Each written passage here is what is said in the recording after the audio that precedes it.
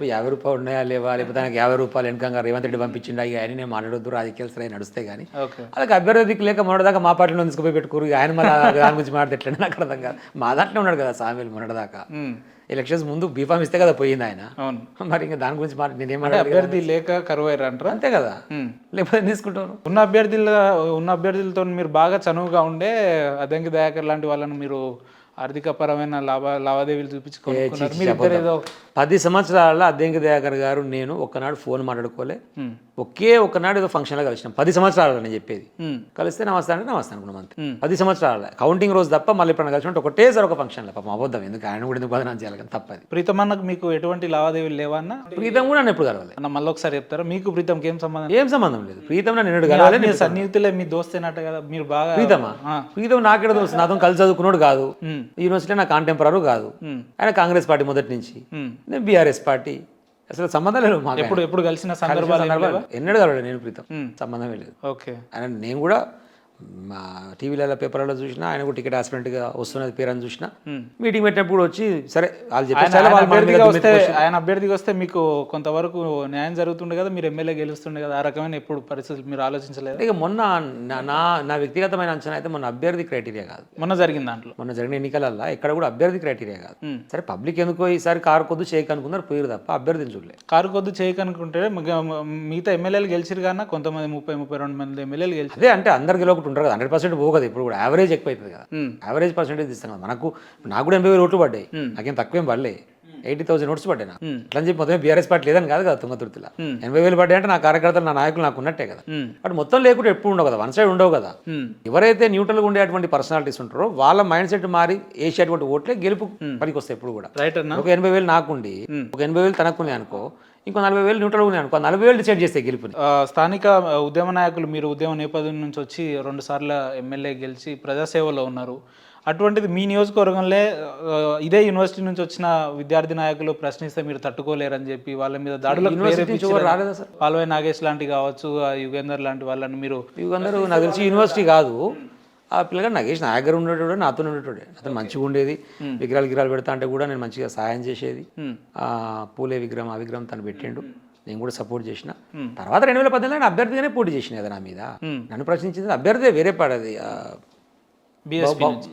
కాదు బహుజన left front నుంచి ఏమో చేసిన అనుకుంటా, దాన్ని కమ్యూనిస్ట్తో పొత్తు పెట్టేదో చేసిరు కదా, బిఎల్ఎఫ్ ఏదో చేసిరు, దాన్ని చేసిన అనుకుంటా. నా మీద ఎగరెస్ట్ అభ్యర్థినా, ఇక ఎందుకన్నా నా మీద వీళ్ళు కూడా విద్యార్థి నాయకులు మీద విష ప్రచారం చేయాల్సినంత తోటి విద్యార్థి నాయకులకు అంత అవసరం ఏమో. నాకు ఎగరెస్ట్ గా ప్రచారం, నా మీద ఎగరెస్ట్ గా పోటీ చేసి నా గురించి మంచి ప్రచారం చేస్తాడు, మీరు గమతుకున్నారు. నాకు ఎగరెస్ట్ అభ్యర్థినే, ఆయన మీద దాడి జరిగిన తర్వాతనే ఎగరెస్ట్ గా ఆయన పోటీ చేసిండు తప్ప ముందుగా ఏం చేయలే కదా. 2018లో నా మీద ఎగరెస్ట్ గా పోటీ చేసిండు. ఆయన మీద దాడి ఆయన వ్యక్తిగతమైన సంబంధించినటువంటి పంచాయతీలు, వాళ్ళు కుల సంఘాలలో తిరిగేటోళ్ళు, వాళ్ళకి చాలా రకాలుగా పోయి చాలా మందిని బ్లాక్ మెయిల్ చేసి వస్తారు. వాళ్ళకి ఏం పంచాయతీ ఉన్నాయో, ఏం కొట్లాడుతున్నాయో, ఉత్తగా ఈ నియోజకవర్గంలో ఏమైనా కాగానే ఉత్తగా ఎమ్మెల్యే గారు చేసింది. నాకు ఈ సంబంధం ఉంటుందండి, నాకు అంటే ఎవరైనా కూడా ఎమ్మెల్యే గారికి ఎమ్మెల్యే గారు ఇదనంగా ఎమ్మెల్యే గారు ఎందుకు ఉంటుంది, ఎమ్మెల్యే గారికి ఏం సంబంధం? ఎమ్మెల్యే గారు నాకు సలాం చేసి గులాంగిరి చేస్తేనే భవిష్యత్తు ఉంటుంది, లేదనంటే వాళ్ళ జీవితం అంధకారంలోకి వెళ్ళిపోతుంది అనే రకమైన పరిస్థితులు ఆ రోజుల్లో మీ మీద కొంతవరకు సలాం చేసి, అంటే ఎవరైనా కూడా మీకు సరెండర్ అయితే వాళ్ళకు ఫ్యూచర్ ఉంటుంది, లేదా ఎదిరిస్తే వాళ్ళకు జీవితం కాస్త అంధకారంలో నెట్టేస్తారు అని చెప్పి. ఇప్పుడు ఎవరిది అంధకారంలోకి పోయారు? వాళ్ళిద్దరు మంచిది, ఎవరు అంధకారంలో పోలేగా మరి. మీరు అన్న లాజికే కరెక్ట్ అయితే ఓకే, వాళ్ళిద్దరు అంధకారంలోకి పోలేగా మరి, ఇద్దరు మంచిగా ఎవరు కదా.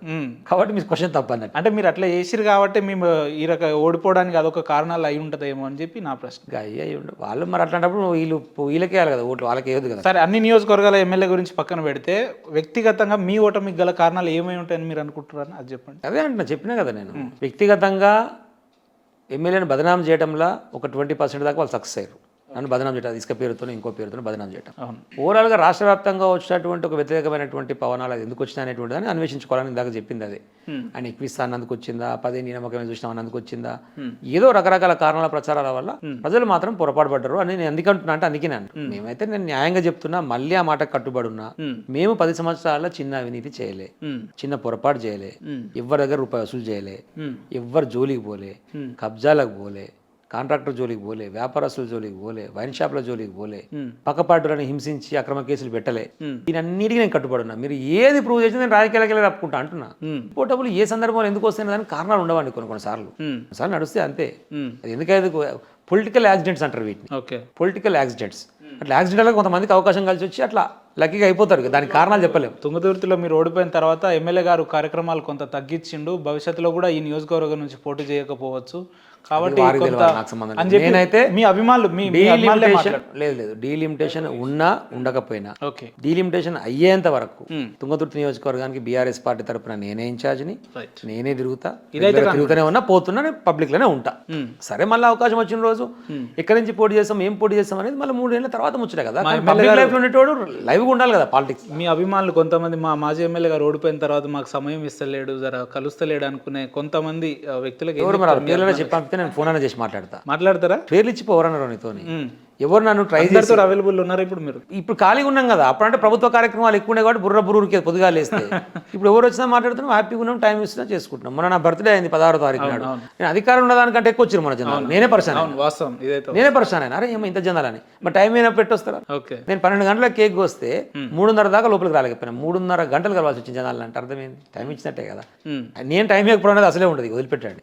ఈ ఉప్పలనే ఉంటాయి, ఈ చుట్టుపక్కల అంతా మా వాళ్ళే ఉంటారు, ఇక్కడికి వచ్చి మంచిగా కలిసిపోతారు, హ్యాపీగా ఉంటారు, నాకేం ఇబ్బంది లేదు, హ్యాపీగానే ఉన్నా. ఓటమికి రకరకాల కారణాలు ఉండొచ్చు. ఇప్పుడు ఇలనాలను ఓని తప్పట్లేం మనం, పైన తప్పు కిందలో తప్పు, ఆయన తప్పి అంత. ఇందుక స్టార్టింగ్ లో చెప్పిన స్టేట్మెంట్ అది. 2 సార్లు గెలిపించినప్పుడు ఏమో ఒకలాగా ఓడిపట్టగానే ఇంకోలాగా అనడం కూడా తప్పు. ఏం పొరపాటు జరిగిందో సవరించుకోవాలి, పబ్లిక్ లైఫ్ ఉండాలి, మళ్ళీ కొట్టాలి, మళ్ళీ గెలవాలి. మంచి మంచి వాళ్ళు కూడా ఓడిపోతారు కదండి, ఏముంటుంది దాంట్లో. ఎన్టీఆర్ కూడా ఓడిపోయాడు, ఏముంటుంది దాంట్లో. 15 చాలా పెద్ద నాయకులు అనుకున్న వాళ్ళు ఓడిపోయారు. సందర్భం వచ్చినప్పుడు జరుగుతుంది అట్లా ఒక్కోసారి, దానికి పెద్ద ఇష్యూ కాదు. సవరించుకొని మాత్రమే ముందుకు పోయి మళ్ళీ గెలవాలి. మళ్ళీ రాబోయే రోజుల్లో కిషోర్ కుమార్ గారిని ఎమ్మెల్యేగా చూడబోతున్నారా? 200% అంత కాన్ఫిడెన్స్ ఎట్లేదు? అంత కాన్ఫిడెంట్ అంటే అదే చెప్తున్నా కదా నేను. ఇంకా 3 ఏళ్ళు ఉంది.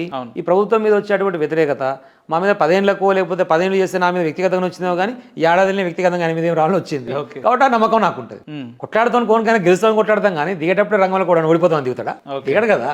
కాబట్టి నేను గెలుస్తానే అంట నేను. రైట్ అన్న, దశాబ్ద కాలంగా విద్యార్థి నాయకులు ఉన్న మిమ్మల్ని తుంగతుర్తి నియోజకవర్గ ప్రజలు దశాబ్ద కాలంగా వారి భుజాల మీద వేసుకొని ఊరేగించిన సందర్భాలు చూసినాం. ఏం చెప్తారు అటువంటి మీ నియోజకవర్గ ప్రజలకు గొప్పతనం చెప్పాలంటే ఏం చెప్తారు? అంటే తెలంగాణ సాయుధ పోరాటం ద్వారా ప్రపంచానికి విప్లవ పాఠాలు నేర్పినటువంటి గడ్డ తుంగతుర్తి. బాగా కమ్యూనిస్టుకు సంబంధించినటువంటి నేపథ్యం కలిగి అక్కడ మొదటి నుంచి కూడా డీవియేషన్ కమ్యూనిస్టు కాంగ్రెస్ మధ్యన డీవియేషన్. అదే కమ్యూనిస్టు తదనంతర కాలంలో టీడీపీ అయింది, అదే టీడీపీ తదనంతర కాలంలో బీఆర్ఎస్ అయింది. కాంగ్రెస్ అట్లనే ఉంటుంది. అందుకనే గిరి తీసుకున్నట్టు కొంచెం బాగా అగ్రెసివ్ పాలిటిక్స్ ఉంటాయి అక్కడ. నేను ఎమ్మెల్యే గెలిచే నాటికి 25 గ్రామాల దసరా లేకుంటుండే, బ్యాన్. నేను పోలీసు వాళ్ళని రిక్వెస్ట్ చేసుకుంటూ ఎవ్రీ ఇయర్ కొన్ని గ్రామాలు చేసుకుంటూ అన్ని గ్రామాల్లో ఒక ప్రశాంతత వాతావరణం తీసుకొని వచ్చి ఈ ఫ్యాక్షన్ పంచాయతీలు కొట్లాటలు లేకుండా కేసులు తగ్గించి అందరం కలిసి అభివృద్ధి మీద దృష్టి పెడదాం. ఈ కొట్లాటలు పెట్టుకుంటే ఏమొస్తుంది, తరాలు ఆగమైపోతున్నాయి అని చెప్పేసి ఆపి ఒక శాంతియుత వాతావరణంలో తుంగతుర్తి నియోజకవర్గ ప్రజలు నా మీద నమ్మకంతో 2 సార్లు అవకాశం ఇచ్చిన దాన్ని నిలబెట్టుకోవడంలో నేను సక్సెస్ అయినా. వ్యక్తిగతంగా నాకు సంతృప్తి ఉంది. బయట ఎన్ని చెప్పినా మనకు వ్యక్తిగతంగా లోపల మనసు ఉంటుంది, దానికి సంతృప్తి ఉండాలి. అట్లా నేను భూముల విషయంలో అనుకోండి, వాటికి నీళ్ళు ఇచ్చిన విషయంలో అనుకోండి, కరెంటు సబ్స్టేషన్లు జగదీష్ రెడ్డి గారి మంత్రి కాబట్టి నాకు ఒక అడ్వాంటేజ్ ఉంటుండే, అవి అనుకోండి. మున్సిపాలిటీగా చేసిన తర్వాత కేటీఆర్ గారు ఇచ్చిన ఫండ్స్ అనుకోండి, రోడ్ల విషయంలో, నిర్మాణాల విషయంలో, కాలేజీల విషయంలో అన్నీ కూడా సాటిస్ఫాక్షన్తో కూడినటువంటి ఒక అభివృద్ధిని మాత్రం తుంగతుర్తిలో చేయగలిగిన. ఈ ఏడాది కాలంలో ఒకటి కొత్త ఫండ్ రాలేదు. లేదో ఎందుకు సమస్య మనకు తెలియదు కానీ మనం ఇచ్చిపోయిన శాంక్షన్స్ పనులు చేయాల్సిన వాటిని ఆపేసలేదు, ఇంకా దౌర్భాగ్యం. కాబట్టి నేను కూడా ఈ ఎమ్మెల్యే గారైనా ఈ ముఖ్యమంత్రి గారైనా కోరుకునేది ఏంటంటే, మీకు ప్రజలు అవకాశం ఇచ్చారు. సరే మనం తిట్టేది ఉంటే తిట్టబుద్ధి అయినప్పుడు మీటింగ్ పెట్టుకున్నప్పుడు తిట్టుకోదు కదా, ఒక అంశం. మనం తిట్టడం ద్వారా నీకు ఏదో సాటిస్ఫై అయితే ఇవ్వ అంటే అదొక అంశం. బట్ పబ్లిక్ అయితే మంచి చేయాలి.